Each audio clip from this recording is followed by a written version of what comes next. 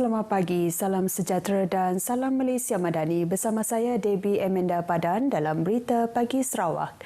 Kerajaan Sarawak bersetuju menyediakan tanah seluas 1,500 hektar bagi tujuan tanaman padi menggunakan kaedah tanaman moden di Seri Aman.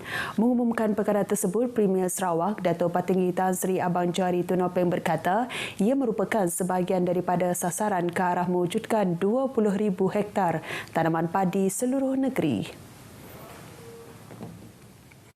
Ia akan menggunakan benih hybrid dari Vietnam yang diyakini mampu meningkatkan keluaran sehingga 240,000 tan metrik menjelang 2030 bagi kegunaan domestik.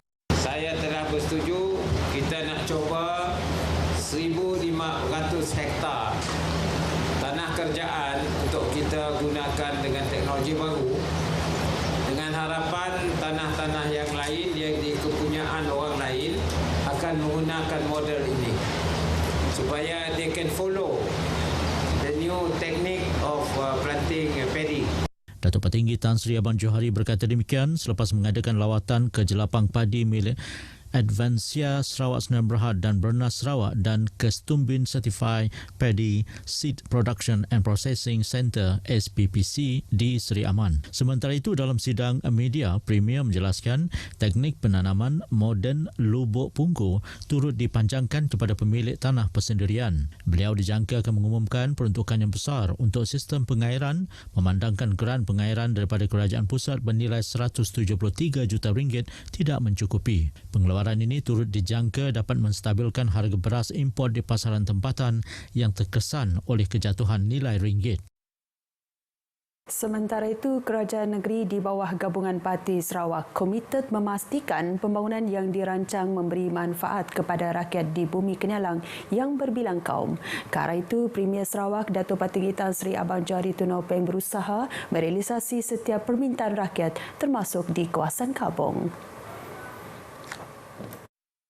Saya akan timbangkanlah permintaan supaya pekan baru tu mungkin Sida Iban pun ada pertubuhannya yang kita tempatkan di tempat yang Sida Melayu pun di Sia juga, Sida Wanita pun di Sia juga, bagi kita mempunyai pejabat dan kegiatan kita. Premier berkata langkah ini bagi memastikan Kabong yang mempunyai keistimewaannya tersendiri terus membangun. Tambahnya, Sarawak memiliki ekonomi kukuh untuk meningkatkan pendapatan negeri sejajar dengan strategi pembangunan pasca COVID-19 2030 yang giat dilaksanakan. Beliau berucap pada Majlis Penangguhan Festival Layang-Layang Antarabangsa Kabong 2024 di Pantai Tanjung Kembang, Kabong. Festival selama 6 hari itu yang berakhir semalam melibatkan penyertaan peserta daripada lebih 31 buah negara termasuk Malaysia. Sarawak kekal menduduki tangga teratas di Malaysia dalam kempen penanaman 100 juta anak pokok dengan kejayaan menanam sebanyak 32 juta pokok. Timbalan Premier Dato' Amar Awang Tengah Ali Hassan berkata, kempen disasarkan seluruh negara itu sejak Januari 2021 menetapkan sasaran penanaman sebanyak 100 juta pokok menjelang 2025.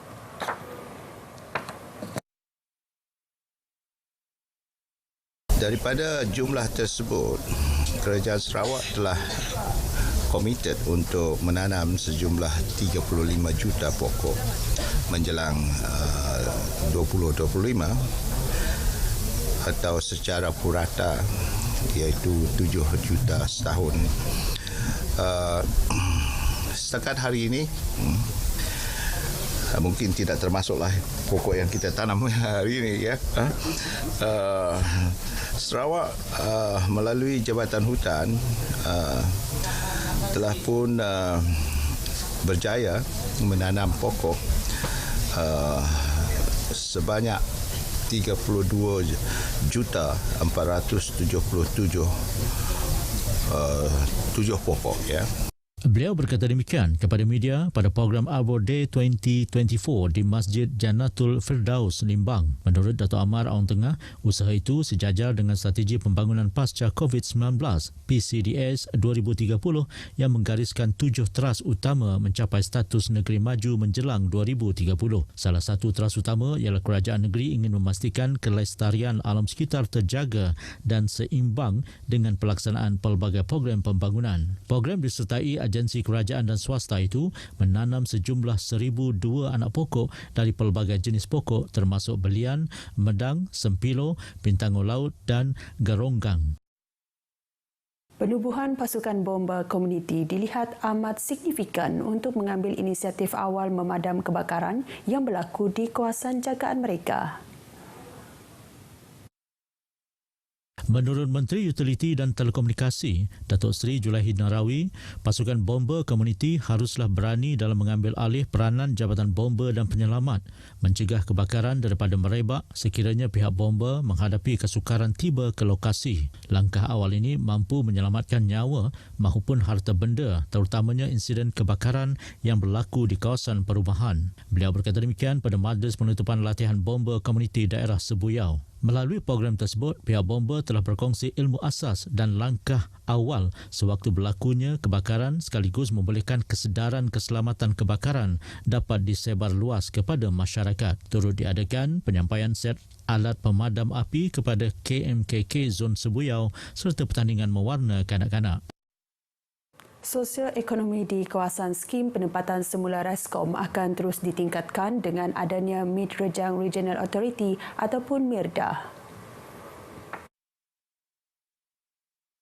Ahli Parlimen Selangau, Edwin Banta berkata, dengan penubuhan MIRDA, ia bakal merancangkan pembangunan di 4 kawasan skim penempatan semula iaitu Skuau, Ngungun, Jagau dan Nanga Tada. Mid Rejang Regional Authority. Authority kekak memansang keempat titik adu di benua Sarawak itu kalak ketiga Raskom. Ia Tamin, Kakus, Ngembah, Nau Macan. Dalam komiti Birda deminya, BCCT namanya komiti dan negara khas untuk nyaga pemanah pemansang memujul Beliau berkata demikian pada majlis apresiasi dan sambutan Jubli Emas Raskom di Dewan Penghulu Balang Skim Skuau. Jelasnya, Premier Sarawak juga telah meluluskan peruntukan 1.5 juta ringgit untuk MIRDA. Perbincangan menyeluruh akan diadakan di antara KMKK pada cendekiawan termasuk agensi kerajaan bagi melancarkan pembangunan dan merancangkan ekonomi di kawasan tersebut. Majlis diadakan buat julung kalinya itu dihadiri penduduk di Skuau dan juga dari skim Nanga Tada, Ngungun dan Jagau.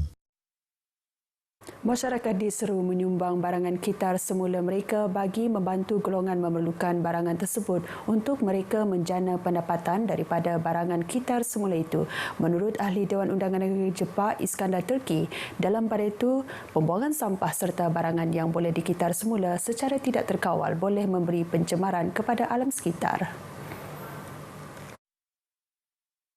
Sebagaimana yang telah diusahakan Petronas ini nanti akan menjadi satu kenyataan untuk mendidik masyarakat agar menghargai alam sekitar supaya tidak buang sampah sarap sebarangan. Dia kena pandai recycle yang mana boleh menjana pendapatan juga kepada komuniti setempat. Dan saya galakkanlah daripada produk daripada recycle tersebut nanti boleh di-marketable. Contohnya mereka boleh buat macam keychain menggunakan ikonik-ikonik yang berada di Bintulu ni sebagai daya tarikan pelancongan. Selain pada itu boleh buat data magnet fridge. Banyak lagi. Dan saya mintalah jabatan-jabatan ataupun pihak swasta di luar sana sekiranya produk tersebut ada di komuniti dapatkannya sebagai satu cenderia hati kepada mereka-mereka yang buat lawatan ke pejabat-pejabat di bahagian Bintulu ini. Beliau berkata demikian kepada pemberita pada gotong royong bersama komuniti Dewan Masyarakat Kampung Baru Bintulu, anjuran Petronas. Program tersebut disertai kira-kira 200 orang termasuk ahli JKKK dan kekitangan Petronas bagi membantu mewujudkan persekitaran bersih dan sihat di kampung tersebut. Berita pagi Sarawak berakhir di sini. Ikuti Stadium RTM selepas ini untuk perkembangan sukan tanah air dan antarabangsa. Dari sungai hingga segara, Palestin pasti merdeka.